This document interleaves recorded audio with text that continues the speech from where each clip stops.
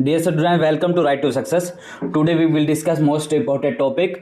सोचिए, अगर 21 साल की एज में कोई राइटर इंग्लिश सीखे, फ्रेंच सीखे, जर्मन भी सीखे और इंडियन मैथोलॉजी को इंग्लिश पोइट्री में इमोशनल बना दे। Yes, that type of writer was the wonder girl Taru Dutt, the kids of Indian English literature, यानी कि Indo English literature. Taru Dutt was born in 1856 in Calcutta. She belonged to a well-educated Bengali Christian family. Her father was Govind Chandra Dutt, a scholar and poet. Taru was a child prodigy and knew English, French, German and Sanskrit. तारू के family background की बात करते हैं कि उसके क्योंकि जो तारू है ना, बचपन से ही बहुत जीनियस थी और इसकी जीनियस जर्नी स्टार्ट होती है तारू के जन्म से ही। और ये एक well educated Bengali Christian family से बिलोंग करती है और इसके पापा भी जो पोइट थे और स्कॉलर थे, एक प्रोग्रेसिव थिंकर थे। और तारू की मदर भी हाईली कल्चर्ड रिलीजियस लेडी थी और फैमिली ने क्रिश्चियनिटी अडॉप्ट कर रखी थी, लेकिन इंडियन कल्चर से इमोशनल कनेक्शन बहुत ज़्यादा था। और आगे का डिस्कस करते हैं। Education and foreign travel. Taru lived in Kolkata till November 1869। Taru 1869 तक ही कोलकाता में रही थी। उसके बाद अपनी सिस्टर आरू दत्त के साथ फ्रांस, इटली और इंग्लैंड चली गई थी और इंग्लैंड में पहली बार एक फॉर्मल स्कूल एजुकेशन में एडमिशन लिया था, जहां से फ्रेंच लिटरेचर की डीप इंटीमेसी हुई थी। In France she attended a school for the first time in her life. During this period she developed a deep intimacy with French language and literature. Taru began writing poetry and translating work at early age. Taru ने early age में ही poetry writing और translating work start कर दिया था। She translated French poem into English and showing remarkable literary maturity. French poems को English में translate करके तारू ने एक रिमार्केबल लिटरेरी मैच्योरिटी को एक्सप्रेस किया था। और तारू की जो सबसे फेमस जो ट्रांसलेशंस है वो है a sheaf gleaned in French fields. It was published in 1876. Taru published a sheep glen in French fields. It was collection of French poems translated into English. Published by Saptahik Sambad Press, Bhawanipur, India. 8 poems in this poem were translated by her sister Aru Dutt. This is most important.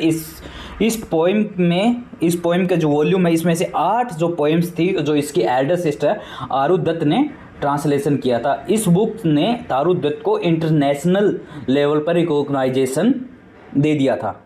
उसके बाद आते हैं हम next, critical recognition. The book came to notice of Edmund Gosse in 1877। 1877 में एक important नाम आता है, एडमंड गोज। एडमंड गोज ने एक बुक लिखी थी, द एग्जामिनर। उसमें एडमंड गोज ने तारू को बहुत ज़्यादा ही प्रेज किया था। उन्होंने तारू को कहा था ए फ्रांजिल एक्जोटिक ब्लूसम ऑफ सॉन्ग।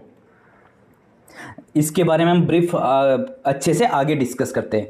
चलिए, goes reviewed it's very favourably in examiner इसकी जो बुक थी उसमें गोज ने बहुत ही फेवरली रिव्यू दिया थे। इसके 3 एडिशन निकले थे। सेकंड एडिशन निकला था 1878 में, थर्ड एडिशन निकला था 1880 में। सैडली, तो दुख की बात यह कि Toru died in 1877, so she could not see recognition.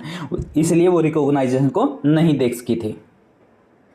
जैसे कि किसी राइटर को, इंडियन राइटर को आजकल क्या है, बुक प्राइज मिलता है, वैसे ही गोज का जो अप्रिसिएशन था उस टाइम का ग्लोबल वैलिडेशन था। Death and unpublished works. लेकिन स्टोरी यहीं ट्रेजिक हो जाती है। तारू की डेथ 1877 में 21 साल की उम्र में कंजप्शन के कारण हो जाती है और सेम डिजीज से उसके जो ब्रदर और सिस्टर है ऑलरेडी मर चुके थे। कंजप्शन उस टाइम टीबी को बोलते थे, ट्यूबरकुलोसिस को कंजप्शन बोला जाता था, क्योंकि वो पूरी बॉडी को कंजप्ट कर लेती, धीरे धीरे खत्म कर देती थी। At the time of her death, she left behind Le Journal de Med Morsel de Arvors, the first novel in French by an Indian writer, unpublished during her life. इसकी ज़िंदगी में इसको ये पब्लिश नहीं कर पाई थी. Bianca the Young Spanish Maiden, the first novel English by an Indian women writer. Most important है, पहला जो नोवेल है इंग्लिश में वो इंडियन वोमेन राइटर के द्वारा लिखा गया था, वो बियांका था, वो तारू दत्त ने लिखा था. Ancient ballads and legends of Hindustan unfinished volume of poems थी ये, जिसके मरणोपरांत इसके फादर ने कंप्लीट किया और इसको पब्लिश किया था.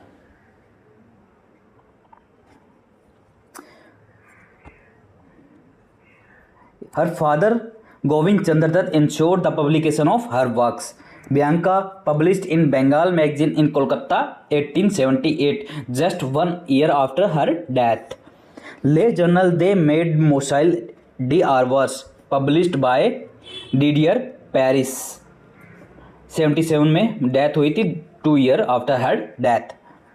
Ancient Ballads and Legends of Hindustan, published Kangan Paul, London 1882 में. This is often seen a poignant testimony of fatherly love. यानी इससे क्या दिखता है, इससे दिखता है कि जो तारू के फादर ने अपनी बेटी इसको तारू दत्त को एक ट्रिब्यूट दिया है. मरणोपरांत उसकी सभी बुक्स को कंप्लीट किया है और उनको पब्लिश करवाया. Edmund Gosse and critical appreciation. Edmund Gosse wrote an introductory memoir for Ancient Ballads. He famously wrote, "When the history of the literature of our country come to be written, there is sure to be a page dedicated to this fragile exotic blossom of song." एक फ्रांजिल मतलब एक कोमल, exotic, rare, ब्लूसम मतलब कि एक फूल, flower of song, यानी कि उन्होंने इस तारू दत्त को एक फ्रांजिल एक्जोटिक ब्लूसम से डेडिकेट किया था. Gosse believed Taru's English poem would be her true literary legacy, which later proved correct, जो बाद में सही भी साबित हुई है. नेक्स्ट हम डिस्कस करते हैं आगे. जो एनिसेंट बलाड है तारू दत्त का, वो मोस्ट मेच्योर वर्क माना जाता है. Considered a major beginning of Indo Anglian poetry. The ballads are Indian in theme, based on Indian myth, legend and ethical values. Taru did not anglicise the Indian stories. Taru ने Indian stories को anglicised नहीं किया था, बल्कि she remained faithful to the spirit of Indian tradition and while using modern poetic craft. और ये faithful रही थी स्पिरिट ऑफ इंडियन ट्रेडिशन के. जैसे कि आजकल हम महाभारत को नेटफ्लिक्स सीरीज में देखते हैं तो स्टोरी क्या रहती है, वो इंडियन ही रहती है, लेकिन प्रेजेंटेशन मॉडर्न तरीके से होता है. एक तीर उधर से आ रहे हैं, एक तीर उधर से जा रहे हैं, VFX दिखा रहे हैं, इस टाइप से. तो इस टाइप से तारू ने अपनी राइटिंग में ऐड किया था, उसको मॉडर्न बना दिया गया था. The same work was carried out by Taru in her poetry. The poems reflect her return to Indian roots after European education. European education के बाद भी जो पोइम्स है वो इंडियन रूट्स को दर्शाती थी. पॉलिटिकल अवेयरनेस के ऊपर डिस्कस करते हैं. तारू सिर्फ एक पोइट ही नहीं थी, उसको पॉलिटिकल भी अवेयर थी.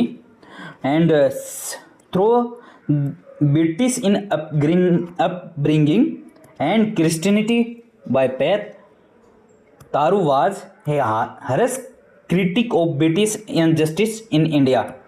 एक हरस क्रिटिक थी, उसने क्रिटिसाइज किया था जो अनजस्टिस है अंग्रेज़ों का इंडियंस पर.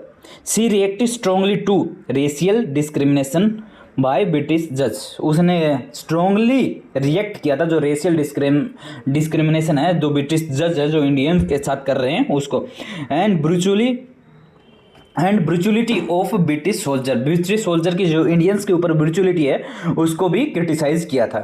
सी criticise the extravagant celebration during the Prince of Wales visit, जो प्रिंस ऑफ वेल्स विजिट के द्वारा जो एक्स्ट्रा वेजेंट, जो एक्स्ट्रा खर्चे हुए थे, बेफालतू के जो पैसे उड़ाए गए थे, उसको क्रिटिसाइज किया था। The wasteful spending of fireworks in Calcutta Maidan, उसने वेस्टफुल स्पेंडिंग थी उसको भी क्रिटिसाइज किया था।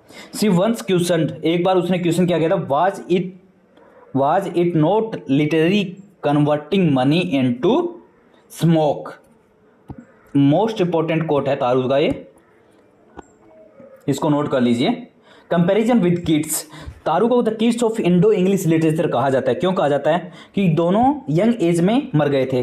बोथ सफर्ड फ्रॉम कंजप्शन, दोनों टीबी से सफ़र थे, यंग एज में मर गए थे। तारू 21 साल की थी उस टाइम और ये किड्स हमारे 25 साल के थे जब ये मरे थे।